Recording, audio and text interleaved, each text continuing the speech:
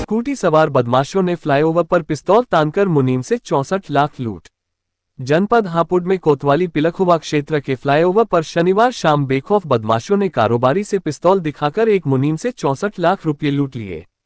लूट की घटना से इलाके में हड़कंप मच गया और पुलिस महकमे में खलबली मच गई।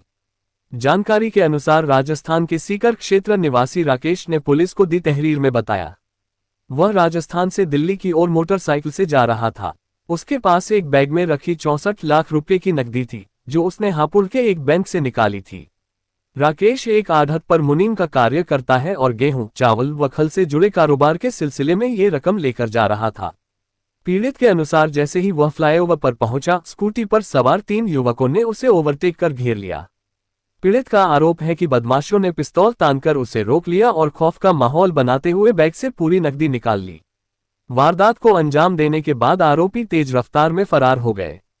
घटना की सूचना मिलते ही पुलिस अधिकारियों में अफरा तफरी मच गई। मौके पर एडीजी मेरठ भानु भास्कर, डीआईजी कल निधि नैथानी और एसपी हापुड़ कुंवर ज्ञानंजय सिंह पहुंचे। अधिकारियों ने घटनास्थल का गहन निरीक्षण किया और अधीनस्थों को सख्त निर्देश दिए। पुलिस ने आसपास लगे कैमरों की जांच शुरू कर दी है।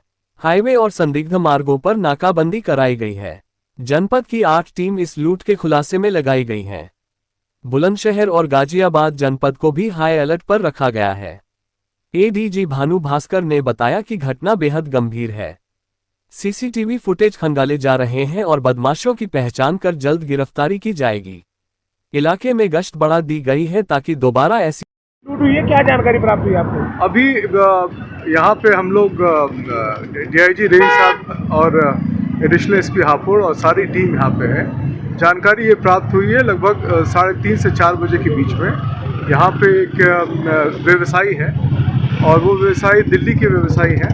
तो वो HDFC बैंक से पैसे लेके अपने जो ग्राहक हैं और उनके जो साथ जुड़े हुए लोग हैं उनके लिए पैसे लेके जा रहे थे। उस समय एक स्कूटी से 3 लोग आए और उन्होंने आके इन्हें बंदूक दिखाया, असला दिखा के उनसे ये पैसे लेके चले गए। तो उसमें सभी जगह नाकेबंदी, पूरे हापुड़ में, गाजियाबाद पुलिस में, बुलंदशहर में सभी जगह नाकेबंदी चल रही है और हम सभी लोग मौजूद हैं। हमें पूरा आशा है कि बहुत जल्दी इस केस को हम लोग वर्कआउट करेंगे। सर 2 महीने पहले भी हाईवे पर 85 लाख रुपए की लूट हुई थी और आज भी इतनी बड़ी लूट की वारदात। तो अभी जो ये रकम है वो लगभग 64 लाख की है और जहाँ तक 2 महीने पहले की रकम हुई थी जहाँ पे 100% रिकवरी हुआ था वो भी लगभग इसी के आसपास था, जहाँ पे दोनों तरफ चेकिंग लगाया भी गया था, उसमें 100% रिकवरी हो गई थी।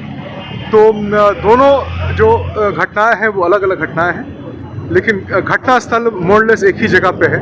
तो इस पर और काम करने, यहाँ सीसीटीवी फुटेज को बढ़ाया गया है। तो हमें आशा है कि बहुत जल्दी हमें पूरी डिटेल मिल जाएगी। जैसे डिटेल मिलती है तो आप सभी को अवगत कराएंगे। लगभग 8 टीमें इस पर काम कर रही हैं और बुलंदशहर की भी 6 टीमें इस पर काम कर रही हैं और अन्य जनपद की भी टीमें इस पर काम कर रही हैं, जो लगातार हमारे डीआईजी साहब और हमारे स्वयं के निर्देशन में काम कर रहे हैं। सर क्या बताया जा रहा है कि जो कैश है वो कहाँ लेकर जा रहे थे?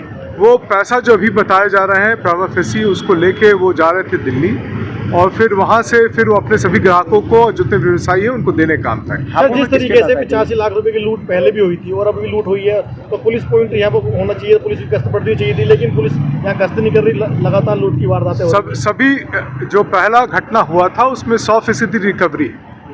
तो जितनी घटनाएं हो रही हैं उसमें 100% और पूरी रिकवरी की जा रही है। इसी तरह से जो जहाँ पे पुलिस का प्रेजेंस है, तो पुलिस का प्रेजेंस दोनों तरफ है ब्रिज के, लेकिन घटना हुई है और हम लोग इसको भी जैसे पहले वर्कआउट किए थे करेंगे और पुलिस के बंदोबस्त और सीसीटीवी का नेटवर्क को बढ़ाएंगे।